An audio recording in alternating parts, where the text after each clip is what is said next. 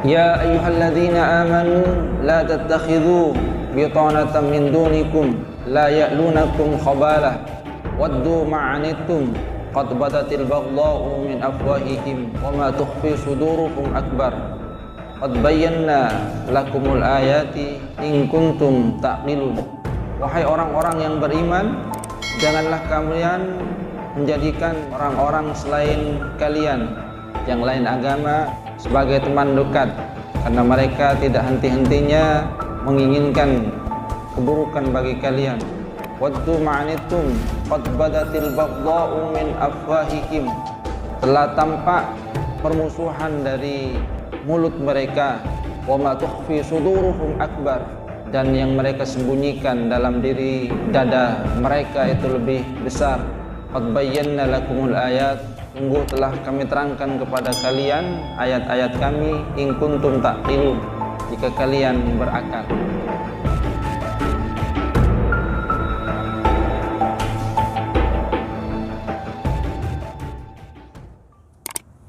Assalamualaikum warahmatullahi wabarakatuh.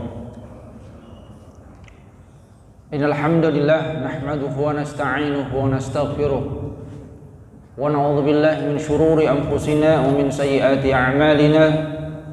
May yahdihillahu fala mudilla lahu wa may yudlil fala hadiya lahu. Asyhadu an la ilaha illallah wahdahu la syarika lah wa asyhadu anna Muhammadan 'abduhu wa rasuluhu la nabiyya ba'dah. Allahumma salli ala Muhammad wa ala ali Muhammad kama sallaita ala ali Ibrahim innaka Hamidum Majid. Allahumma barik ala Muhammad wa ala ali Muhammad kama barakta ala ali Ibrahim innaka Hamidum Majid. Allahumma la ilma illa ma 'allamtana fa'allimna 'ilman yanfa'una wanfa'na bima 'allamtana. Rabbana atina min ladunka rahmatan wa hayyi' lana min amrina rasyada. Rabbi shrah li sadri wa yassir li amri wahlul 'uqdatam min lisani yafqahu qawli, amma ba'du. Hadirin jamaah salat subuh rahimakumullah, kita lanjutkan kajian tafsir di surah Ali Imran ayat 118. Allah Subhanahu wa taala firman, a'udzubillahi minasyaitonir rajim. Ya ayyuhalladzina amanu la tattakhidhu bitanatan min dunikum la ya'lunakum khabalah waddu ma'anittum qad badatil baghdha'u min afwahihim wa ma tukhfi suduruhum akbar qad bayyana lakumul ayati in kuntum ta'qilun. Wahai orang-orang yang beriman, janganlah kalian menjadikan orang-orang selain kalian yang lain agama sebagai teman dekat, karena mereka tidak henti-hentinya menginginkan keburukan bagi kalian. Waddu ma'anittum qad badatil baghdha'u min afwahihim, telah tampak permusuhan dari mulut mereka. Wa ma tukhfi suduruhum akbar, dan yang mereka sembunyikan dalam diri dada mereka itu lebih besar. Qad bayyana lakumul ayat, sungguh telah kami terangkan kepada kalian ayat-ayat kami, in kuntum ta'qilun, jika kalian berakal. Ayat ini turun berkaitan dengan sekelompok sahabat rijalun minal muslimin yang mempunyai hubungan dekat dengan orang-orang Yahudi karena pertanggaan perjanjian pada masa jahiliyah. Maka kemudian Allah Subhanahu wa taala menurunkan ayat ini untuk apa? Takhawuful fitnah alaihim, untuk mencegah terjadinya fitnah atas mereka. Hadirin jemaah rahimakumullah, ketika di ayat sebelumnya Allah Subhanahu wa taala menjelaskan tentang sifat-sifat orang-orang kafir dari ahli kitab dan juga kaum musyrikin, dan juga uqubah, balasan yang akan mereka dapatkan di akhirat. Dan kemudian Allah Subhanahu wa taala juga menerangkan tentang balasan yang akan diberikan oleh Allah Subhanahu wa taala kepada orang-orang mukmin. Maka di ayat ini Allah Subhanahu wa taala memberikan peringatan kepada orang-orang mukmin tentang mengadakan hubungan as-shadaqat al-amiqah, hubungan yang terlalu dalam dengan orang-orang kafir, dengan orang-orang munafik, yang hal itu akan berpotensi untuk menjadikan mereka mengetahui perkara-perkara yang rahasia dari orang-orang yang beriman, tentang orang-orang muslim, yang itu kemungkinan kurang baik dalam kemaslahatan kaum muslimin. Jadi yang berpotensi untuk mengetahui al-asrar, hal-hal yang rahasia yang berkaitan dengan orang-orang mukmin. Maka Allah Subhanahu wa taala memberikan peringatan kepada orang-orang yang beriman. Ya ayyuhalladzina amanu la tattakhidhu bitanatan min dunikum la ya'lunakum khabala waddu ma'anittum. Di ayat ini Allah Subhanahu wa taala memberikan peringatan, kenapa jangan menjadikan mereka teman yang terlalu dekat, dalam artian kemudian semua persoalan tentang kaum muslimin kemudian menjadikan mereka juga tahu. Pertama adalah la yaksuruna fi idrarikum wa ifsadi umurikum mastata'u. Karena pertama mereka itu tidak henti-hentinya berusaha untuk mencelakakan kalian semampu mereka. Jadi di ayat ini Allah Subhanahu wa taala memberikan alasan kenapa jangan menjadikan mereka itu sebagai teman dekat, teman yang terlalu dekat dalam perhubungan. Pertama karena mereka itu senantiasa menginginkan dan juga melakukan sesuatu yang membahayakan bagi orang-orang yang beriman semampu mereka, karena akidah mereka yang berbeda, karena adanya keinginan yang disyaratkan juga di dalam Al-Quran, bahwasanya mereka menginginkan orang-orang yang beriman kembali seperti halnya mereka yang tidak beriman kepada Allah Subhanahu wa taala. Kemudian yang kedua adalah yatamannawna ilhaqa ad-darar wal masyaqqa wal halak bikum fi dinikum wa dunyakum. Mereka itu senantiasa berangan-angan untuk memberikan kesulitan, memberikan kecelakaan bagi kalian dalam persoalan agama dan juga dalam persoalan dunia. Jadi mereka menginginkan adanya kesulitan bagi orang-orang yang beriman, mereka juga menginginkan adanya kecelakaan bagi orang-orang yang beriman fi dinikum dalam persoalan agama dan juga fi dunyakum dalam persoalan keduniaan. Dalam persoalan agama mereka menginginkan agar orang-orang yang beriman itu kafir, kembali lagi ke dalam agama nenek moyang mereka. Bahwasanya mereka menginginkan orang-orang yang beriman kembali sebagaimana masa sebelumnya ketika sama-sama kufur kepada Allah Subhanahu wa taala. Kemudian yang ketiga, Allah Subhanahu wa taala menyatakan di situ isyaratnya yuzhiruna lakumul adawata wal baghdha, menampakkan kepada kalian permusuhan, kebencian asna al-kalam, pada saat berbicara. Dan itu tampak kalau pada masa Rasulullah sallallahu alaihi wasallam dari ungkapan-ungkapan yang diucapkan oleh orang-orang munafik dan juga orang-orang kafir. Mereka memang menunjukkan kebencian kepada umat Islam, menunjukkan permusuhan kepada umat Islam lewat ungkapan lisan mereka.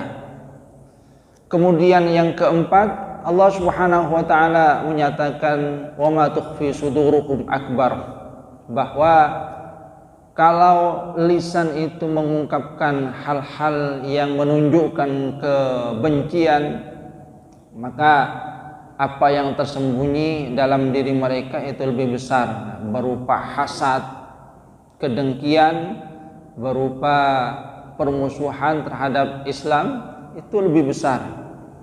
Walaupun kata Syekh Wahbah Zuhaili ini tidak berlaku secara keseluruhan terhadap orang-orang kafir, orang-orang ahli kitab, karena memang ada juga di antara mereka yang tidak memiliki sifat yang seperti itu. Akan tetapi secara mayoritas mereka memiliki sifat-sifat yang digambarkan oleh Allah Subhanahu wa taala di dalam ayat ini. Apalagi yang tampak bagi mereka permusuhannya permusuhan yang ditampakkan oleh lisan. Sebab kalau kita perhatikan dalam keseharian, ada di antara ahli kitab, orang kafir yang memang dari sikap dan lisan mereka menunjukkan permusuhan dan kebencian terhadap orang-orang beriman, terhadap kaum muslimin. Maka terhadap mereka itu Allah Subhanahu wa taala memberikan peringatan agar umat Islam tidak menjadikan mereka sebagai teman dekat, sahabat dekat yang berpotensi. Dengan persahabatan yang dekat itu mereka mengetahui persoalan-persoalan yang seharusnya dirahasiakan tentang kaum muslimin, tentang kelemahan dari umat Islam misalnya, tentang persoalan-persoalan yang lainnya yang seharusnya hanya diketahui di kalangan kaum muslimin. Kenapa?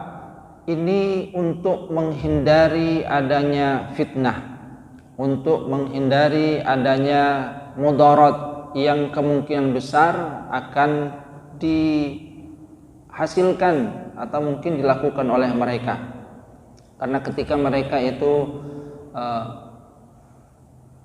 kurang menyukai umat Islam, tidak menyukai umat Islam, maka mereka akan melakukan berbagai upaya untuk menjadikan umat Islam itu kembali kepada agama nenek moyang mereka yang mereka sukai, yaitu agama kufur, ataupun juga ke dalam agama ahli kitab.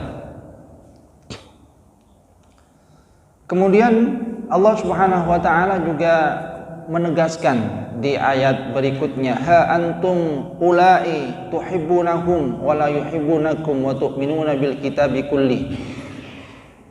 Menegaskan tentang hal ini, bahwa ada hal-hal yang lainnya yang kemudian Allah Subhanahu wa taala berikan. Pertama, innakum tuhibbuna ulaikal kuffar. Ha antum haula'i tuhibbunakum.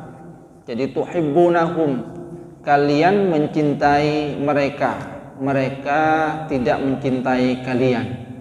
Innakum tuhibbuna ulaikal kuffar wa hum la yuhibbunakum wa innama yu'adunakum.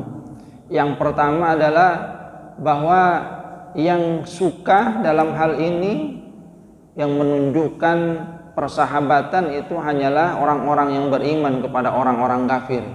Sementara mereka itu la yuhibbunakum, tidaklah mencintai kalian. Wa innama yu'adunakum, bahkan mereka itu yu'adunakum, memusuhi kalian. Artinya yang terjadi, yang disyaratkan oleh Allah Subhanahu wa taala, bahwa yang menyukai dalam hal ini itu hanyalah umat Islam. Karena umat Islam memang adalah umat yang diajarkan oleh Rasulullah Sallallahu Alaihi Wasallam untuk mencintai sesama, termasuk juga walaupun mereka itu adalah non Muslim. Akan tapi Allah Subhanahu Wa Taala memberikan peringatan, innakum tuhibbuna ulaikal kuffar wa hum la yuhibbunakum, bahwa kemungkinan yang terjadi adalah bahwa yang menyukai itu hanya umat Islam, sementara mereka tidaklah mencintai umat Islam, tidaklah menyukai. Dalam pertemanan mungkin saja yang melakukan hal tersebut itu adalah bukan atas dasar kecintaan, akan tapi hanya sekedar kepentingan dunia. Maka itu yang kemudian diberikan peringatan oleh Allah Subhanahu wa taala. Kemudian yang kedua, innakum tu'minuna bil kitabi kullih, bahwasanya umat Islam itu beriman kepada semua kitab-kitab samawiyah. Umat Islam itu beriman kepada apa yang diturunkan oleh Allah Subhanahu wa taala kepada Nabi Daud, kepada Zabur, kemudian juga apa yang diturunkan kepada Nabi Musa alaihissalam, kitab Taurat, kitab Injil, dan tentu juga adalah yang utama kepada Al-Qur'an yang diturunkan kepada Rasulullah sallallahu alaihi wasallam. Sementara mereka itu tidaklah beriman terhadap kitab suci umat Islam. Jadi umat Islam sebagaimana yang memang diajarkan oleh Rasulullah sallallahu alaihi wasallam, dan itu juga merupakan bagian dari keimanan, rukun iman adalah mengimani semua kitab-kitab Allah Subhanahu wa taala yang diturunkan kepada para rasul. Walaupun itu datangnya sebelum Nabi kita Nabi Muhammad sallallahu alaihi wasallam, mengimani bahwasanya itu memang diturunkan oleh Allah Subhanahu wa taala kepada para rasul sebelum Nabi Muhammad sallallahu alaihi wasallam. Walaupun yang kita jadikan pegangan itu adalah Al-Qur'an sebagai wahyu yang diturunkan oleh Allah Subhanahu wa taala kepada Rasulullah sallallahu alaihi wasallam. Sementara mereka itu tidak beriman, tidak mengakui Al-Qur'an sebagai kitab dan wahyu yang diturunkan oleh Allah Subhanahu wa taala kepada Nabi Muhammad sallallahu alaihi wasallam. Kita pun juga mengakui semua utusan, semua rasul. Umat Islam mengakui Nabi Musa alaihissalam sebagai utusan Allah Subhanahu wa taala. Umat Islam itu juga mengakui Nabi Isa alaihissalam sebagai utusan Allah Subhanahu wa taala. Sementara mereka tidaklah mengimani Nabi Muhammad sallallahu alaihi wasallam sebagai utusan Allah. Sehingga pernah ditanyakan, kenapa di dalam Al-Qur'an itu ketentuannya,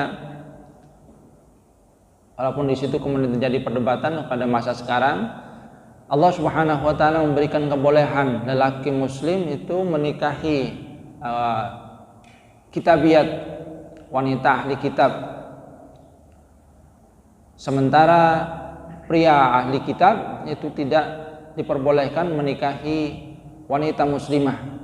Maka kemudian dijawab bahwa umat Islam itu mengakui para nabi yang diutus oleh Allah Subhanahu wa taala sebelum Nabi Muhammad sallallahu alaihi wasallam.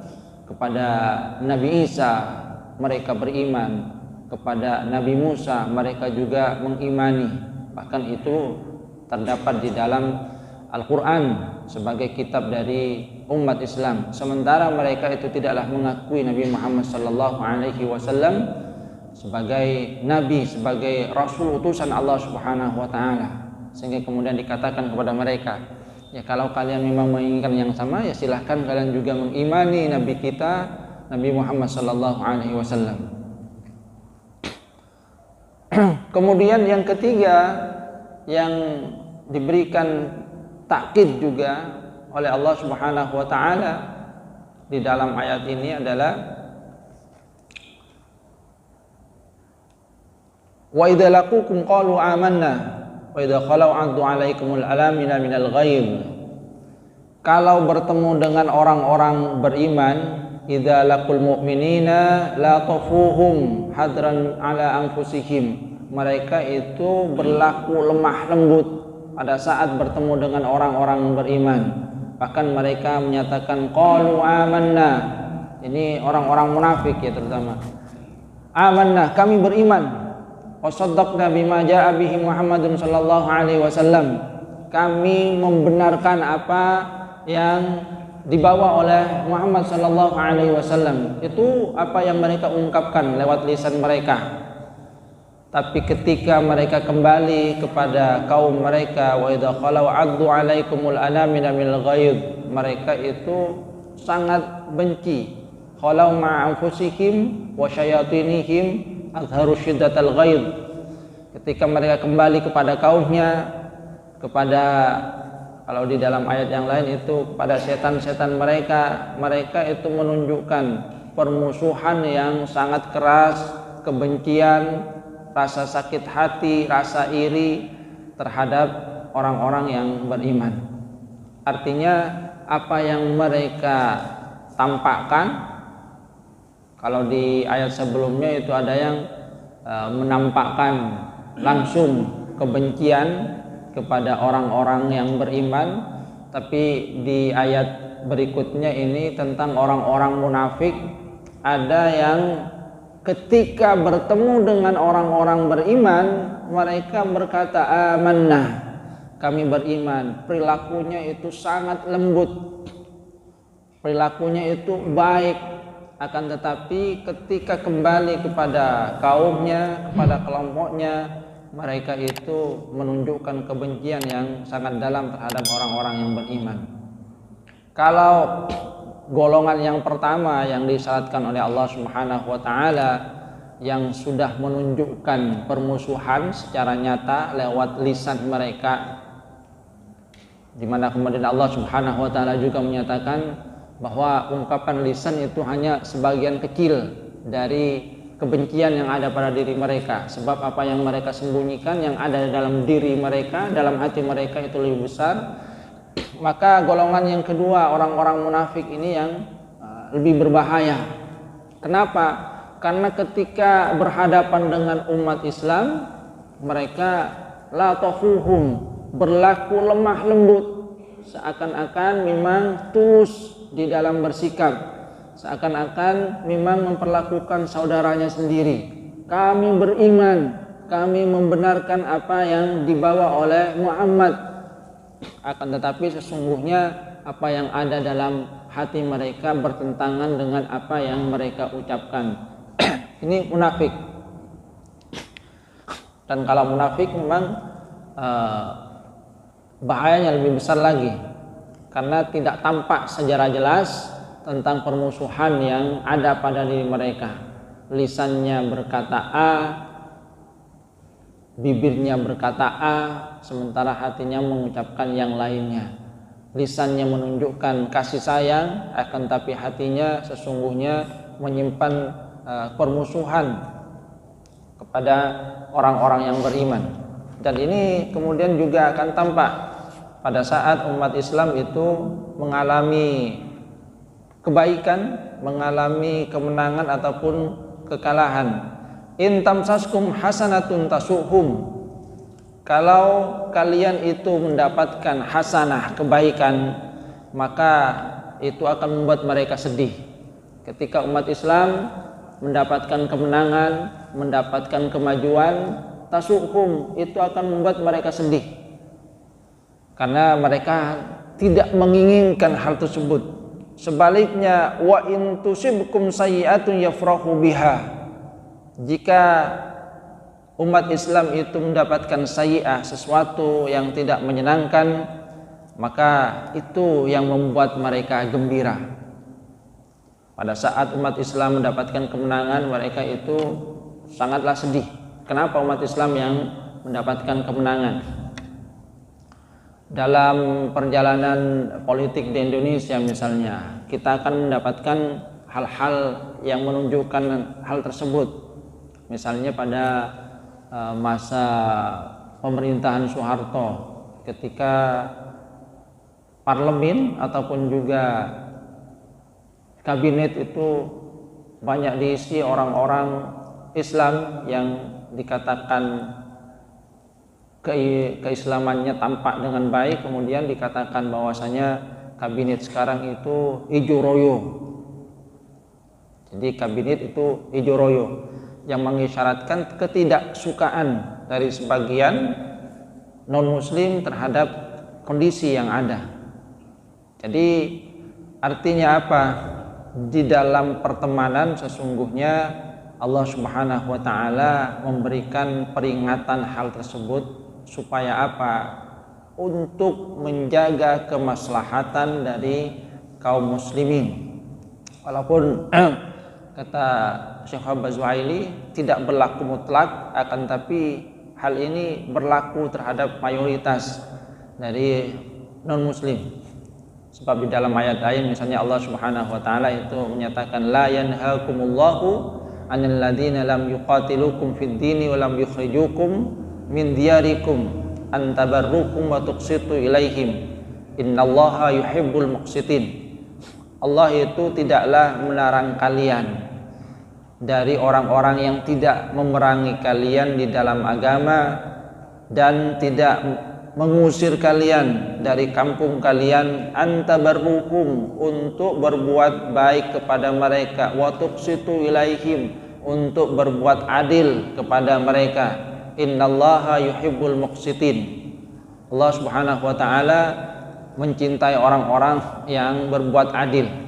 Jadi di surah Al-Mumtahanah ayat 8 dan 9 Allah Subhanahu wa taala menyatakan bahwasanya Allah itu tidak melarang dari orang-orang yang tidaklah memusuhi umat Islam, tidaklah memusuhi orang-orang yang beriman, tidak mengusir mereka dari kampung halamannya, tidak melarang untuk berbuat baik, tidak melarang untuk berbuat adil.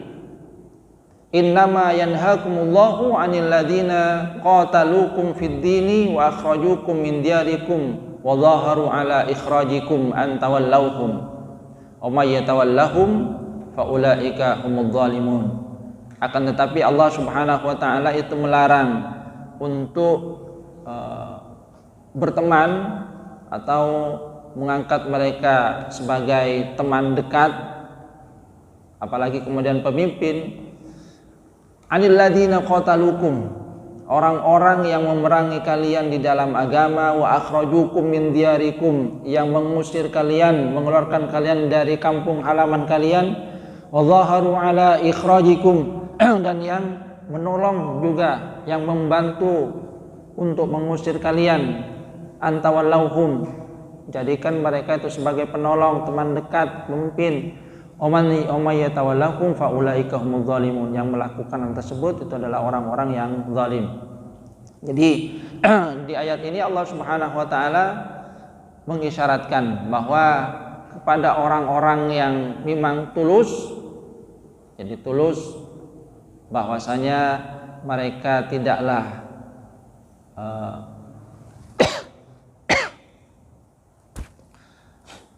tidaklah memusuhi umat Islam, tidaklah memerangi umat Islam, tidak mengusir umat Islam.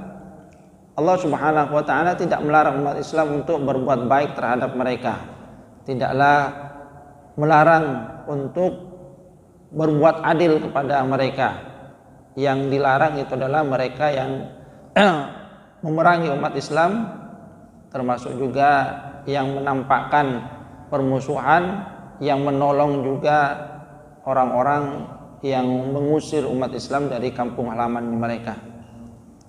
Sehingga di ayat-ayat ini sesungguhnya merupakan satu peringatan dini yang diberikan oleh Allah Subhanahu wa taala. Jadi peringatan dini bahwa di dalam berteman dengan mereka, pertemanannya itu jangan terlalu dalam dalam artian kemudian rahasia-rahasia yang berkaitan dengan umat Islam jangan sampai diketahui oleh mereka. Kalau dalam urusan keduniaan, kita akan mendapatkan contoh dari Rasulullah Sallallahu Alaihi Wasallam, bagaimana beliau itu memang misalnya berdagang dengan mereka, dengan orang-orang Yahudi, hidup di tengah orang-orang Yahudi, bergaul dengan baik dengan orang-orang Yahudi pada saat ada di Madinah. Akan tetapi persoalan yang berkaitan dengan umat Islam tentu saja tidaklah dibeberkan kepada mereka. Dalam urusan keduniaan diperbolehkan mengadakan muamalah, perdagangan misalnya, menjadi mitra dagangnya, dipersilahkan.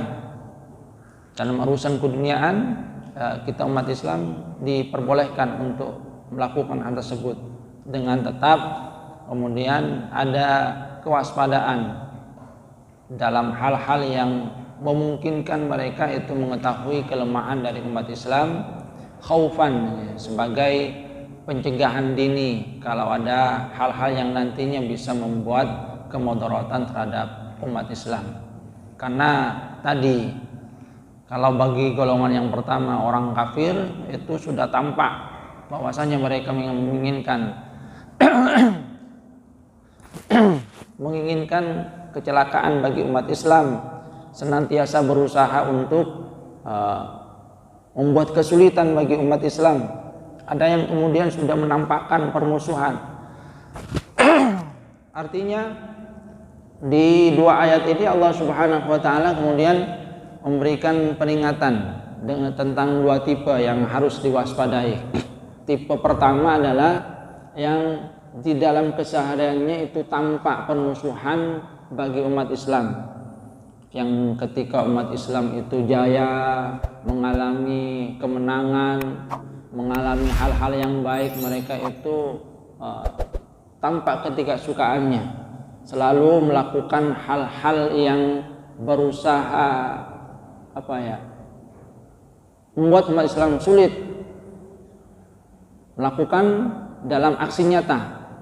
Ini jelas adalah yang tampak permusuhannya. Dalam lisannya itu juga kelihatan caci maki terhadap umat Islam, baik dalam taraf rendah ataupun juga dalam taraf tinggi, di mana Allah Subhanahu wa taala kemudian menyatakan bahwa yang keluar dari lisan mereka itu hanya sebagian kecil dari permusuhan yang ada pada diri mereka. Wa ma tukhfi sudurum akbar.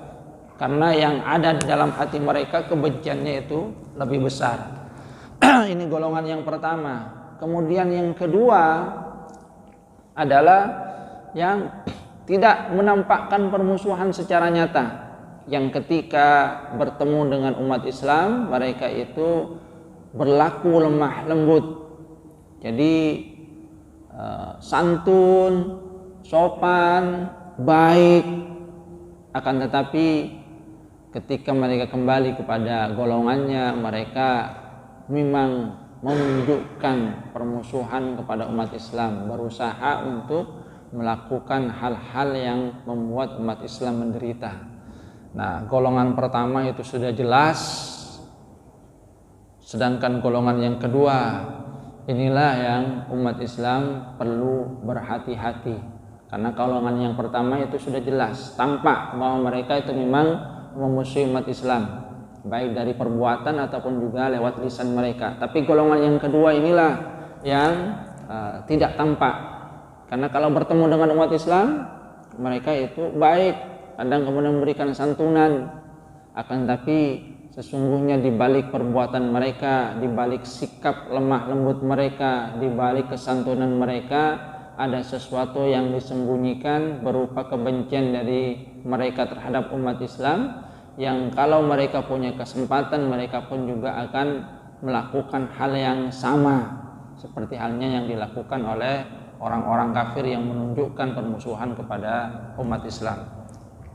Artinya di dalam ayat ini sesungguhnya Allah Subhanahu wa taala sekali lagi memberikan peringatan kepada umat Islam supaya berhati-hati di dalam menjalin pertemanan. Silahkan menjalin pertemanan dekat, akan tetapi jangan sampai persoalan rahasia yang berkaitan dengan umat Islam itu dibeberkan juga kepada mereka. Jangan sampai mereka itu memegang sesuatu yang sangat penting yang berkaitan dengan kondisi umat Islam. Karena kalau kemudian mereka diberikan kesempatan sementara di dalam hati mereka ada permusuhan, maka mungkin saja akan terjadi upaya untuk membuat umat Islam itu terpuruk. Dan di dalam sejarah kita mempunyai pengalaman di Andalusia. Itu kan terjadi pertikaian antara sesama penguasa waktu itu. Pertikaian untuk memperebutkan tahta kerajaan, yang ketika persoalan pertama itu hanya terjadi di internal umat Islam, maka yang ada itu hanya sekedar perebutan kekuasaan. Jadi yang ada itu adalah perebutan kekuasaan semata, tidak memberikan banyak mudarat terhadap keagamaan rakyat, keagamaan umat Islam yang ada pada waktu itu.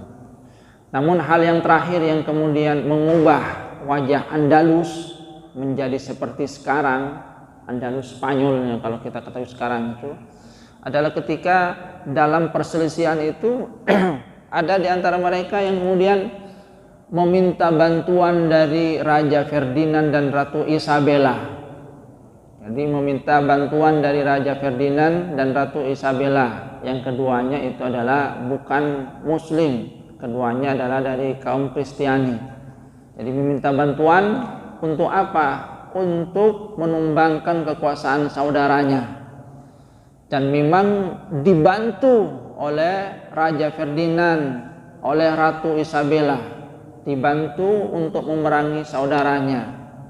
Puas memang mereka pada saat sudah mengalahkan saudaranya, akan tapi karena meminta bantuan dari non-muslim, maka sesudah dia membangun tahta kerajaan, dia pun kemudian akhirnya diruntuhkan juga. Jadi diruntuhkan juga, sementara dia sudah tidak punya pegangan. Kalau kemarin mungkin saja dia bisa mempunyai pegangan kepada saudaranya sang muslim, akan tapi dia sekarang sudah meruntuhkan kekuasaan saudaranya yang muslim hanya untuk menjadikan dirinya itu sebagai raja dengan meminta bantuan dari Raja Ferdinand, Ratu Isabella yang merupakan lain agama. Setelah selesai dia berkuasa, dia kemudian yang diruntuhkan. Dan ketika kekuasaan beralih kepada Raja Ferdinand dan Ratu Isabella, ini yang kemudian berkaitan dengan persoalan agama. Mereka kemudian memberikan pilihan kepada umat Islam pada waktu itu. Pilihannya 3. Pertama adalah kalian hendaknya masuk Kristen. Kalau tidak, silahkan keluar dari wilayah Andalus.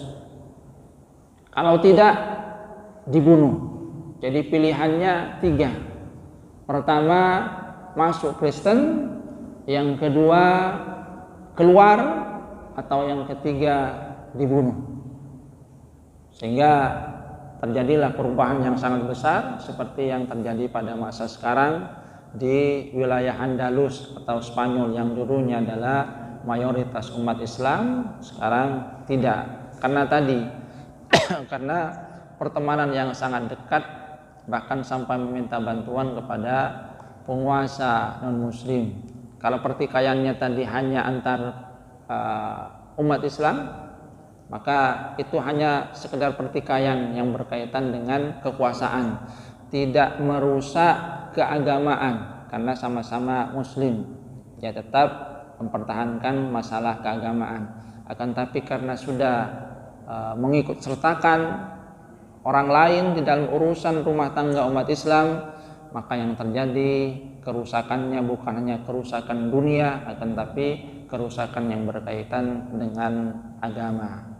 Kita berharap dan berdoa kepada Allah Subhanahu wa taala, mudah-mudahan hal ini tidak terjadi di negara kita. Sebab ada sedikit kesamaan itu. Orang-orang Arab itu sering menyebut Indonesia itu sebagai Andalusia karena mereka sudah kehilangan Andalusia, dan mereka juga tidak berharap kehilangan Andalusia Indonesia ini. Hadirin jemaah rahmatullah, ini dapat saya sampaikan, mudah-mudahan ada manfaatnya. Mudah-mudahan Allah Subhanahu wa taala menjaga negeri ini sehingga tetap dalam keadaan damai, berada di dalam naungan keberkahan Allah Subhanahu wa taala. Amin ya rabbal alamin. Bil taufiq wal hidayah wa ridha wa inayah. Subhanakallahumma wa bihamdika asyhadu an la ilaha illa anta astaghfiruka wa atubu ilaik. Assalamualaikum warahmatullahi wabarakatuh.